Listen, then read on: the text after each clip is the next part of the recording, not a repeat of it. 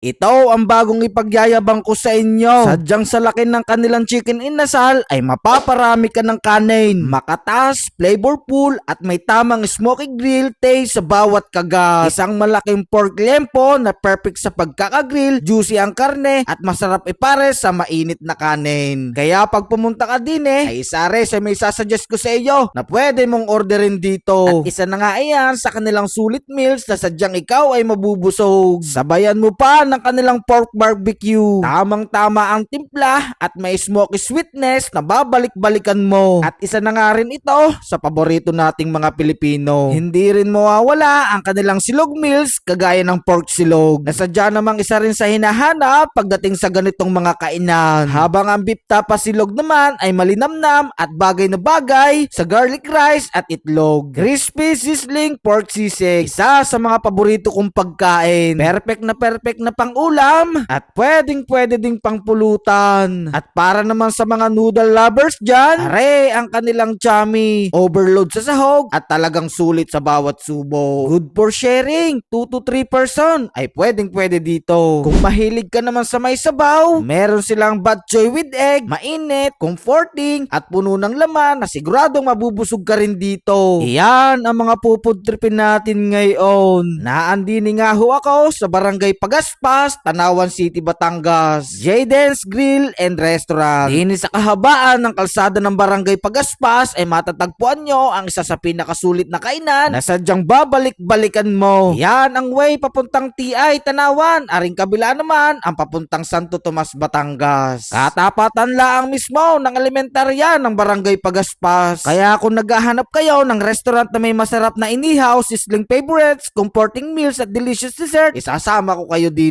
Marami kayo pwedeng mapwestuhan din mga kabatang. At pwede rin kayo din sa may labas. At isa na nga rin ho ito sa dinadayo kainan din sa Tanawan, Batangas. Meron silang aircon para hindi kayo banasin kahit katanghalian tapat kayo kumain din Umorder na nga rin ho ako ng pwede naming ma-food trip dito. Yan na kanilang listahan ng kanilang mga menu na sadya ding affordable. Available din sa kanila yung mga pasalubong kagaya ng mga ganito. Meron din silang VIP room, good for 15 to 18 packs, 5K for 2 hours at kasama na rin dito ang inyong pagkain. Meron sariling aircon at para hindi ka na rin maglabas-pasok, meron na rin sariling CR. Para sulit ang 2 hours mo, meron na rin itong video okay na pwede kayo magkantahan ng iyong barkada o pamilya mo. Sira talaga ang diet mo pag kumain ka dito. Gaya na lang ni Mrs. ay bukas na lamang daw ulit magda-diet. Meron silang free soup na sadya namang kapartner ng kanilang mga menu. Hindi kumpleto ang kain kung walang dessert. Tikman natin mga kapitang yung kanilang coffee jelly at ang kanilang mango tapioca. Available din ang Jayden's Graham Bar. At kung kayo naman ay may pa-meeting or company events, pwede kayong umorder ng kanilang food packs, rice meal at marami pang iba. Mag-direct message lamang sa kanilang FB page para sa iba pang mga detalye. Sa overall experience namin, masasabi kong sulit na ang pagkain din sa Jayden's Grills and Restaurant. Generous ang servings at perfect kung gusto mong kumain kasama ang pamilya o barkada.